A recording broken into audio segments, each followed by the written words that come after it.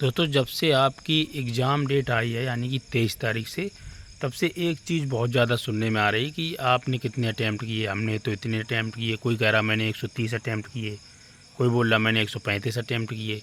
ठीक है, ये चीज़ आप लोग भी सुन रहे होंगे। तो आप सभी को एक बात क्लियर कर दें, क्योंकि देखो अटैम्प्ट से मतलब नहीं है। आप उन लोगों के चक्कर में मत रहें। बहुत सारे भाई बहन क्या करते हैं, एक दूसरे की देख लेते कि यार उन्हें तो 130 अटैम्प्ट करके आए हैं। जो लोग बच्चे पेपर दे के आए ना, तो वो लोग अक्सर बोल रहे हैं कि हमने 140 अटैम्प्ट किए, कोई 130 बता रहा है। और जो लोग पेपर देने जा रहे हैं, कहीं ना कहीं वो लोग इसमें डीमोटिवेट होंगे, क्योंकि आप जब एग्ज़ाम देने जाओगे तो आप भी सोचोगे यार उसने तो 130 अटैम्प्ट किए, कोई 140 बता रहा है। ठीक है, तो इस तरह की बातें चल रही। तो आपको देखो ये नहीं देखना है कि अटैम्प्ट से क्या होता है। अटैम्प्ट आप अगर 150 कर दोगे तो क्या 150 सही हो जाएंगे? ऐसा नहीं होने वाला है।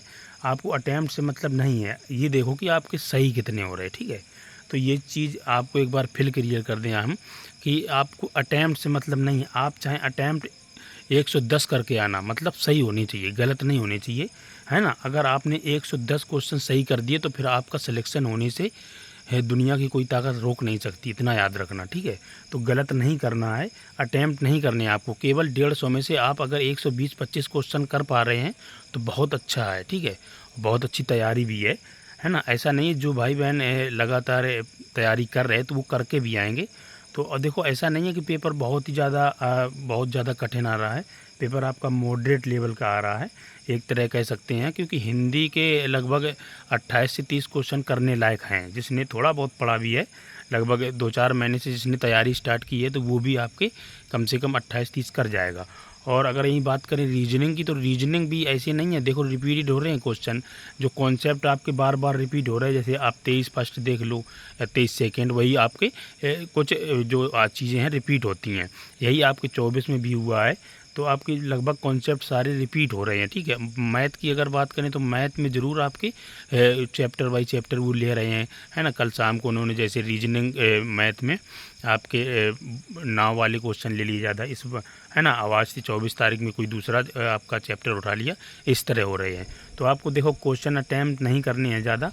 ठीक है, आपको उतने ही करने जितने आपका सिलेक्शन हो जाए, और कुल मिला के जितने आपको आ रहे हो कुल मिला के। ठीक है, कहने का मतलब ये, अगर आपको 130 क्वेश्चन आप कर पा रहे हैं तो अच्छी बात है ना। अगर आप 110 कर पा रहे वो भी अच्छी बात है।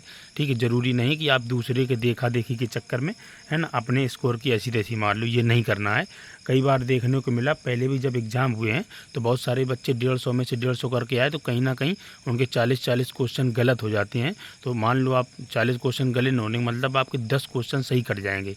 तो ये नहीं करना। अगर आप 110 सही करके आते हैं, आपके 1-2 क्वेश्चन गलत हो जाते हैं किसी कारणवश, तब भी आपका सिलेक्शन हो जाएगा, है ना। अगर 40 गलत कर दिए तो आपका सिलेक्शन नहीं हो पाएगा, क्योंकि आपको नॉर्मलाइजेशन का फ़ायदा नहीं मिलेगा, और आपके जो आते हुए क्वेश्चन वो गलत हो जाएंगे। तो ये बिल्कुल नहीं करना। पहली बात तो आप पूरा पेपर देखें, कम से कम पेपर को 2 बार में करें।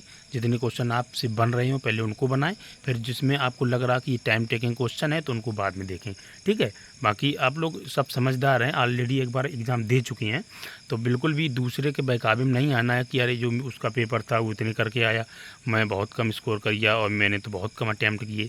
ये सब कुछ नहीं देखना है। ठीक है ना। तो अपने अच्छे से प्रैक्टिस लगातार कर ही रहे, और एनालिसिस ज़रूर करके जाना। जितने भी आपके पेपर हो रहे आगामी, जितने आपकी होने वाली शिफ्टें हैं, सबके एनालिसिस करके जाना। कुछ भी मत करना, एनालिसिस ज़रूर करके जाना, ताकि आपको पता लग पाए कि किस तरह के आपके क्वेश्चन बन रहे हैं। देखो इससे जैसे कि पेपर आपके चल रहे ऐसे ही आएंगे। ऐसा नहीं है कि अब आगे जो शिफ्ट होंगे उसमें कुछ बहुत हार्ड होंगे, ऐसा कुछ नहीं होने वाला। बिल्कुल सेम पैटर्न आएंगे, सब चीज़ें हैं यही, है ना। क्योंकि उनको नॉर्मलाइजेशन भी करना होता है, ये सारी चीज़ें होती हैं।